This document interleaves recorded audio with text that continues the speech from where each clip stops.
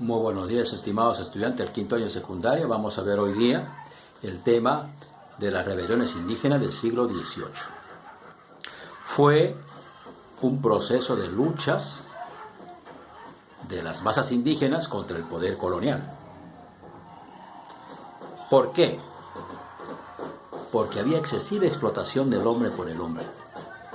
España sometió vilmente a la masa indígena aquí en el trabajo de las minas, en los socavones, en las haciendas, al servicio del español. Era insoportable eso.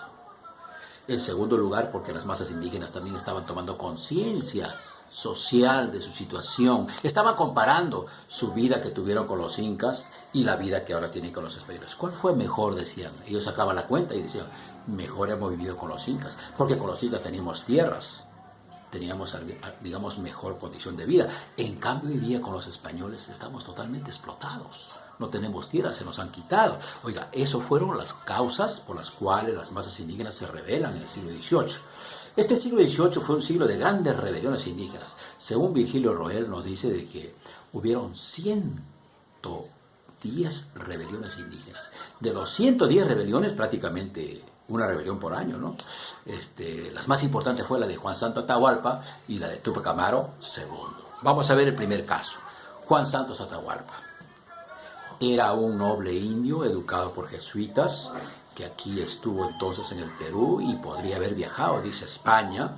Estaría pues hablando muy bien el quechua, el castellano, el latín, y luego pues estaría por el África y estaría de regreso por Argentina, por Oruro, y llegaría al Cusco y estaría muy convencido de que había que luchar contra los españoles, ¿no?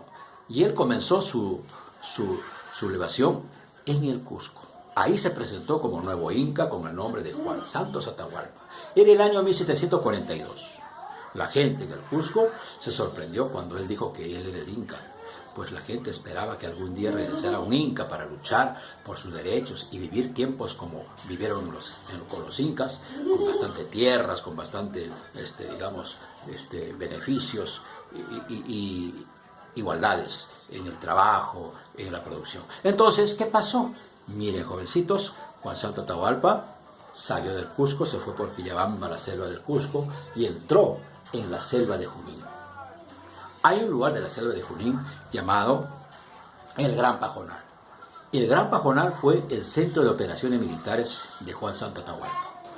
En el viaje del Cusco, que va a la selva, pues va enrolando en su ejército mucha gente de los Andes, ¿no? Campesinos, ¿no? Indios, ¿ya? Y en la selva, de las tribus, los pueblos, ¿no? Axanincas, Cunigos, Piros, Huitotos, miles de chunchos van formando parte de su ejército de Juan Santos Atahualpa en la selva, y también gente del Ande.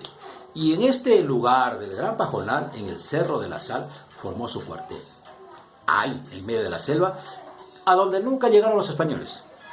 Mientras tanto, el virrey, que aquí en el Perú gobernaba, al enterarse de este hecho, va a enviar un ejército a Tarma y estableció un cuartel en Tarma para atacar desde ahí a la Merced, Chanchamaya, donde estaba pues Juan Santos Atahualpa. Sin embargo, nunca pudieron entrar porque cuando iban a la selva, los españoles, desde los árboles, los soldados, los combatientes de Juan Santos, les disparaban flechas a diestra y siniestra y nunca podían entrar. Se tenían mucho temor a la selva los españoles.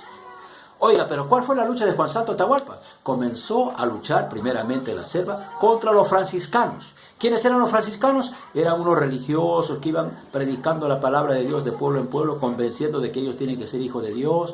Pero entonces esta catequización, Juan Santos dijo, no queremos aceptar esas creencias. Nosotros tenemos nuestras creencias y hay que continuar con ellas. Entonces comenzó ajusticiando franciscanos en todos los pueblos de la selva y atacó el cuartel de Tarma, y entonces le causó sorpresa a los españoles. A partir de ahí es cuando entonces se respeta pues a este levantamiento de Juan Santos Atahualpa, que duró 20 años. El otro movimiento fue el de Túpac Amaru, pues que comenzó en Tinta el 4 de noviembre en el Cusco. Oiga, se levantó con las masas indígenas y comenzó a perseguir al corregidor Antonio de Arriaga, que fue ajusticiado, ahorcado, y después luchó en Sangarará, triunfó, luego se nombró Inca Rey, dio decretos, abolió la mita, abolió los corregimientos, abolió el trabajo obligatorio, oiga, abolió los impuestos. Y Túpac Amaru estaba ganando la guerra, de pronto vino un refuerzo de Lima del virrey, y entonces fracasó, fue capturado por traición, y luego castigado severamente, como ustedes saben por historia, intentaron descuartizarlo con 4 caballos que no pudieron, pero luego lo mutilaron su cuerpo con la de su esposa y sus hijos, y quemaron su cuerpo y arrojaron la ceniza al río. Oye, terrible hecho ocurrió, pero sin embargo fue la lucha más grande que remeció todo el continente americano. Entonces, como consecuencia de este movimiento, se reinició, prácticamente remeció el poder colonial en América. El movimiento de Túpac Amaru y el de Juan Santos. Se creó la audiencia del Cusco con el movimiento de Túpac Amaru. Y hubo cambios en la política colonial. Preguntas, para que no se olviden. ¿Por qué las masas indígenas se sublevan en el siglo XVIII? ¿Cómo fue el levantamiento de Juan Santos Atahualpa? ¿Qué cambios generó la sublevación de Túpac Amaru en el siglo XIX? Hasta ahí llegamos.